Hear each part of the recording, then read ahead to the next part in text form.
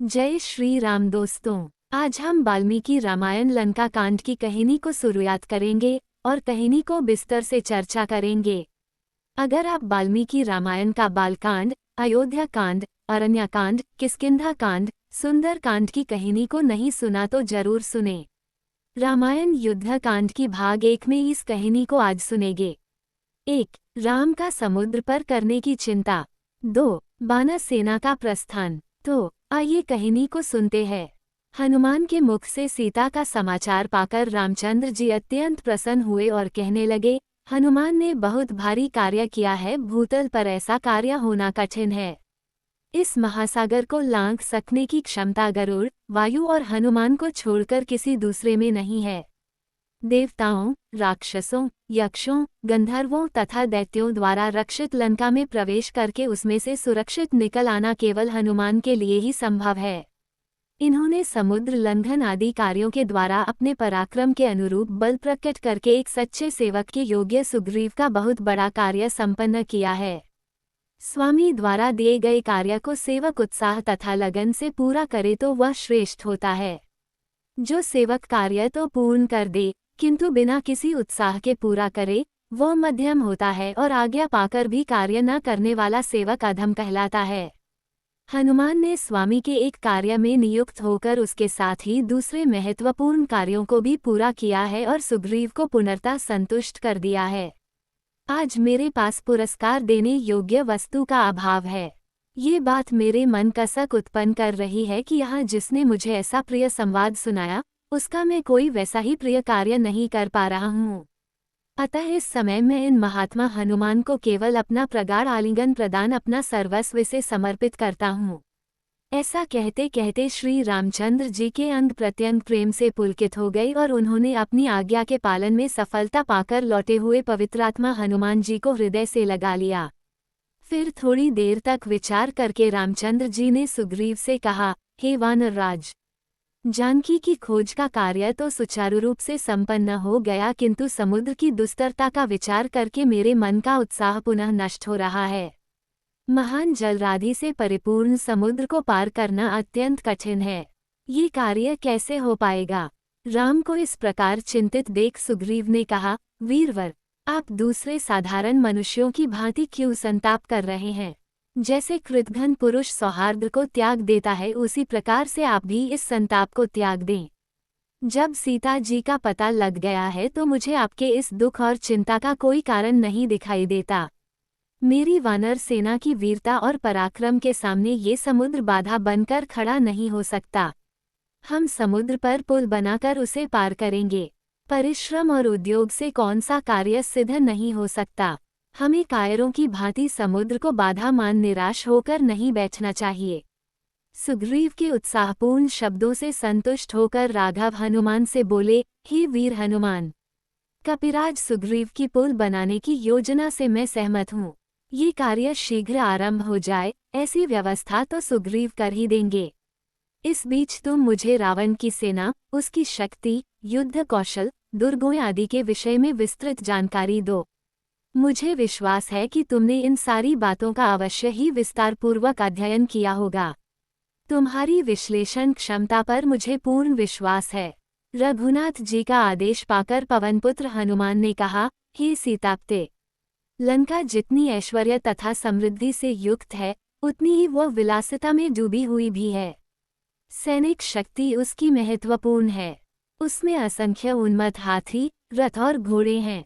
बड़े बड़े पराक्रमी योद्धा सावधानी से लंकापुरी की रक्षा करते हैं। उस विशाल नगरी के 4 बड़े बड़े द्वार हैं। प्रत्येक द्वार पर ऐसे शक्तिशाली यंत्र लगे हुए हैं जो लाखों की संख्या में आक्रमण करने वाले शत्रु सैनिकों को भी द्वार से दूर रखने की क्षमता रखते हैं। इसके अतिरिक्त प्रत्येक द्वार पर अनेक बड़ी बड़ी शतघनी तोप रखी हुई हैं जो विशाल गोले छोड़कर अपनी अग्नि से समुद्र जैसी विशाल सेना को नष्ट करने की सामर्थ्य रखती है। लंका को और भी अधिक सुरक्षित रखने के लिए उसके चारों ओर अभेद्य स्वर्ण का परकोटा खींचा गया है। परकोटे के साथ साथ गहरी खाइयां खुदी हुई हैं जो अगाध जल से भरी हुई हैं। उस जल में नक्र, मकर जैसे भयानक हिंसक जल जीव निवास करते हैं। परकोटे पर थोड़े थोड़े अंतर से बुर्ज बने हुए हैं। उन पर विभिन्न प्रकार के विचित्र किंतु शक्तिशाली यंत्र रखे हुए हैं। यदि किसी प्रकार से शत्रु के सैनिक परकोटे पर चढ़ने में सफल हो भी जाएं तो ये यंत्र अपनी चमत्कारिक शक्ति से उन्हें खाई में धकेल देते हैं। लंका के पूर्वी द्वार पर 10 सहस्त्र पराक्रमी योद्धा शूल तथा खड्ग लिए सतर्कतापूर्वक पहरा देते हैं। दक्षिण द्वार पर 1 लाख योद्धा अस्त्र शस्त्रों से सुसज्जित होकर सदैव सावधानी की मुद्रा में खड़े रहते हैं। उत्तर और पश्चिम के द्वारों पर भी सुरक्षा की ऐसी ही व्यवस्था है। इतना सब कुछ होते हुए भी आपकी कृपा से मैंने उनकी शक्ति काफी क्षीण कर दी है, क्योंकि जब रावण ने मेरी पूंछ में कपड़ा लपेटकर आग लगवा दी थी तो मैंने उसी जलती हुई पूंछ से लंका के दुर्गों को या तो समूल नष्ट कर दिया या उन्हें अपार क्षति पहुंचाई है। अनेक यंत्रों की दुर्दशा कर दी है और कई बड़े बड़े सेनापतियों को यमलोक भेज दिया है। अब तो केवल सागर पर सेतु बांधने की देर है, फिर तो राक्षसों का विनाश होते अधिक देर नहीं लगेगी। हनुमान के मुख से लंका का यह विशद वर्णन सुनकर रामचंद्र बोले, हनुमान, तुमने भयानक राक्षस रावण की जिस लंकापुरी का वर्णन किया है उसे मैं शीघ्र ही नष्ट कर डालूंगा। सुग्रीव, अभी विजय नामक मुहूर्त है और इस मुहूर्त में प्रस्थान करना अत्यंत उपयुक्त है, अतः तुम तत्काल प्रस्थान की तैयारी करो। आज उत्तरा फाल्गुनी नामक नक्षत्र है, कल चंद्रमा का हस्त नक्षत्र से योग होगा, इसलिए हे सुग्रीव, हम लोगों का आज ही सारी सेनाओं के साथ यात्रा आरंभ कर देना ही उचित है। इस समय जो शकुन प्रकट हो रहे हैं उन्हें देखकर यह विश्वास होता है कि मैं अवश्य ही रावण का वध करके जनकनंदिनी सीता को ले आऊंगा। रघुनाथ जी के वचन सुनकर महापराक्रमी वानर शिरोमणि सुग्रीव ने वानर सेनापतियों को यथोचित आज्ञा दी और समस्त महाबली वानरगण अपनी गुफाओं और शिखरों से शीघ्र ही निकलकर उछलते कूदते हुए चलने लगे। उनमें से कुछ वानर उस सेना की रक्षा के लिए उछलते कूदते चारों ओर चक्कर लगाते थे, कुछ मार्गशोधन के लिए कूदते फांदते आगे बढ़ते जाते थे, कुछ वानर मेघों के समान गरजते, कुछ सीनों के समान दहाड़ते और कुछ किलकारियां भरते हुए दक्षिण दिशा की ओर अग्रसर हो रहे थे। इस प्रकार से लाखों और करोड़ों वानर आगे आगे श्री रामचंद्र, लक्ष्मण और सुग्रीव को लेकर जय जयकार करते हुए सागर तट की ओर चल पड़े। श्री रामचंद्र की जय और रावण की क्षय की घोषणाओं से 10 दिशाएं गूंजने लगीं। कुछ वानर बारी बारी से दोनों भाइयों को अपनी पीठ पर चढ़ाए लिए जा रहे थे। उनको अपनी अपनी पीठ पर चढ़ाने के लिए वे एक दूसरे से प्रतिस्पर्धा करने लगे। उनकी तीव्र गति के कारण समस्त वातावरण धूली धूसरित हो रहा था। अंबर धूमिल हो गया था और आकाश में चमकता हुआ सूर्य भी फीका पड़ गया था। जब वह सेना नदी नालों को पार करती तो उनके प्रवाह भी उसके कारण परिवर्तित हो जाते थे। चारों ओर वानर ही वानर दिखाई देते थे। वे मार्ग में कहीं विश्राम लेने के लिए भी एक क्षण को नहीं ठहरते थे। उनके मन मस्तिष्क पर केवल रावण छाया हुआ था। वे सोचते थे कि कब लंका पहुँचे और कब राक्षसों का संहार करें। इस प्रकार राक्षसों के संहार की कल्पना में लीन यह विशाल वानर सेना समुद्र तट पर जा पहुंची। अब वे उस क्षण की कल्पना करने लगे जब वे समुद्र पार करके दुष्ट रावण की लंका में प्रवेश करके अपने अद्भुत पराक्रम का प्रदर्शन करेंगे। सागर के तट पर एक स्वच्छ शिला पर बैठ राम सुग्रीव से बोले, हे सुग्रीव, हम सागर के तट तक तो पहुंच गए।